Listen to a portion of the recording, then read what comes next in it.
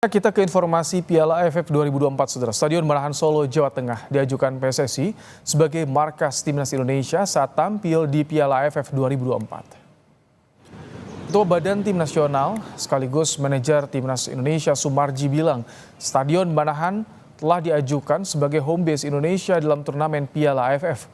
Pengajuan perubahan venue telah dilakukan dan PSSI akan mengumumkan perubahan itu secara resmi.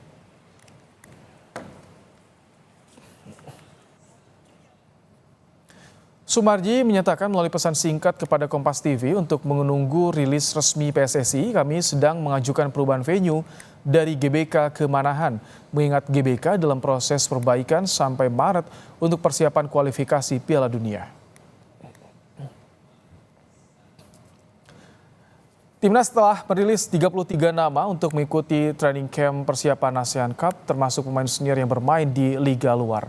Meski demikian, pengamat mendorong ASEAN Cup menjadi kesempatan untuk pemain muda dan menjaga regenerasi Timnas Indonesia. Pelatih Timnas Indonesia Sinteyong telah memutuskan pemain yang dipanggil untuk ikut pemusatan latihan sebelum ASEAN Cup 2024. Ketua PSSI Erick Thohir bilang, kompetisi yang mempertemukan 10 negara di ASEAN ini menjadi ajang bagi pemain muda. Namun, keputusan akhir diserahkan pada Sinteyong. Sementara, pengamat sepak bola Anton Sanjoyo mendorong Sinteyong untuk menurunkan pemain muda untuk regenerasi dan memberi kesempatan jam bermain di ajang internasional. Sementara timnas senior harus fokus pada laga lanjutan kualifikasi Piala Dunia. Ya umurnya aja muda, tapi mereka udah senior, udah istimewa gitu loh. Jadi nggak perlu dikasih jam terbang lagi di kelompok yang junior kalau menurut saya ya. Karena biarkan dia konsentrasi untuk Indonesia senior gitu loh. Nggak usah diturunkan lagi di Piala AFF. Dan Indonesia kan memang belum pernah juara lah. Tapi apa kita ini butuh juara di level AFF gitu ya? Menurut saya udah nggak butuh lagi. Indonesia sekarang harus konsentrasi di kualifikasi Piala Dunia. Menurut saya ini ya egonya Sintayong lah ya. Karena kan dia belum pernah meraih juara dalam tanda kutip itu loh. Asisten pelatih Timnas, Nova Arianto juga telah memantau sejumlah pemain yang telah dipilih Sinteyong.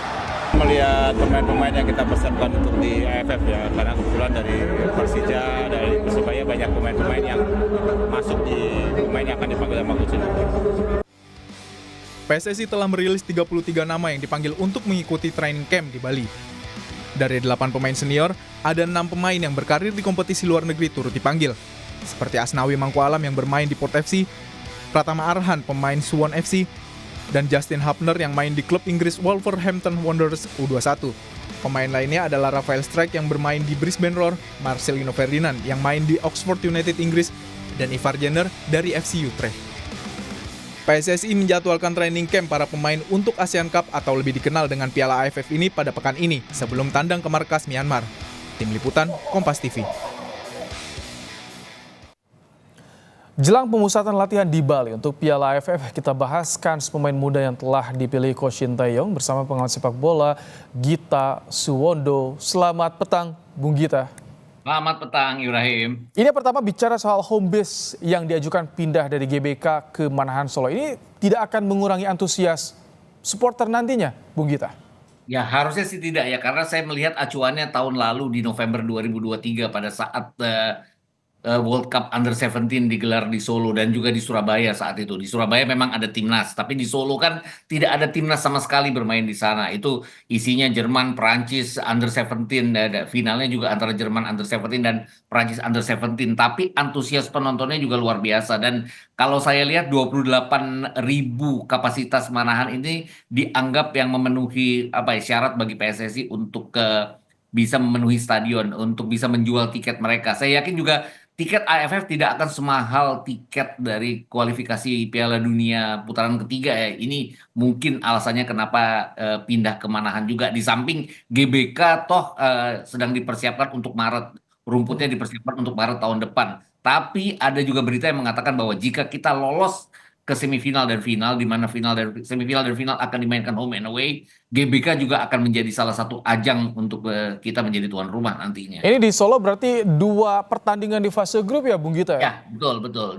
Dua pertandingan di fase grup. Yang pertama nanti tanggal 12 pada saat kita menjamu Laos. Kemudian terakhir yang mungkin penentuan siapa yang lolos ke semifinal pada saat kita menjamu Filipina ya. Itu juga ya lawannya kan Laos dan Vietnam dan Filipina. Filipina. Tanpa mengurangi arti dari dua negara tersebut, mungkin juga dianggap bahwa ya mau tidak mau harga tiket harus diturunkan dibandingkan dengan pada saat kita menjamu Jepang, Arab Saudi, mungkin nanti Bahrain, mungkin Oke. Cina dan sebelumnya pada saat kita menjadi tuan rumah kualifikasi Piala Dunia. Hmm. Bicara soal rilis pemain dari Timnas, 33 pemain sudah dipanggil. Ini Timnas U22, Bung Gita. Bagaimana Ya. tanggapan Anda soal ini? Saya sebenarnya pada saat Under 22 dianggap dipastikan akan menjadi pengisi tim nasional kita agak meragukan juga ya. Kenapa? Meragukannya karena memang kita tidak target seperti yang dikatakan oleh Pak Erick Thohir bahwa kita memberikan yang terbaik. Dia tidak mengatakan bahwa kita harus juara. Tapi kan banyak sekali masyarakat menganggap kita belum pernah juara. Kenapa kita tidak berusaha untuk menjadi juara? Kalau ada yang mengatakan bahwa ya kita toh lolos ke putaran ketiga Piala Dunia, kualifikasi Piala Dunia. Kita sudah 2 kali berturut-turut lolos ke putaran final Piala Asia. Tapi apa salahnya kita meniru Vietnam dan Thailand untuk menjadi juara AFF? Nah, dengan Under 22 ini kan peluangnya agak berkurang ya kalau kalau saya lihat. Tapi kemudian Sintayong kan memasukkan 6 nama yang sudah menjadi pengisi timnas senior ya.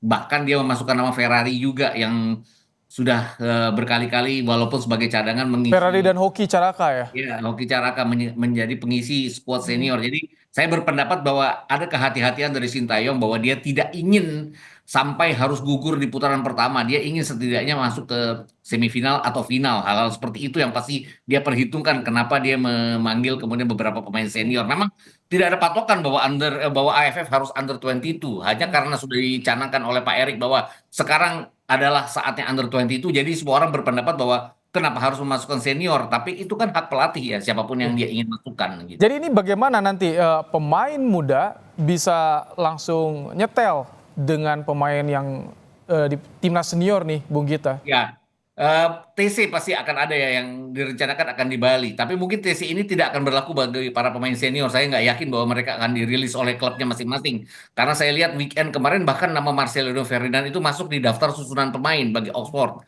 Walaupun tidak dimainkan. Juga nama-nama yang sudah bermain di Eropa. Bahkan kalau saya lihat juga Rafael Struijk yang sekarang bermain di Liga Australia juga pasti akan sulit untuk bisa dipanggil untuk TC jangka panjang. Tapi saya pikir juga ini keahlian dari Sintayong untuk bisa memoles pemainnya. Dan yang harus diingat adalah satu, mungkin lawan Laos tidak terlalu bermasalah bagi kita, tapi tandang ke Myanmar akan selalu sulit dengan beberapa pemain Under 22 ini. Kemudian satu lagi, tandang ke Vietnam juga pasti akan menjadi masalah. Dan pada saat kita menjamu Filipina di bulan Agustus ya kalau nggak salah ya kemarin Agustus pada saat kualifikasi putaran kedua Piala Dunia pun kita kerepotan hanya menang 2-0.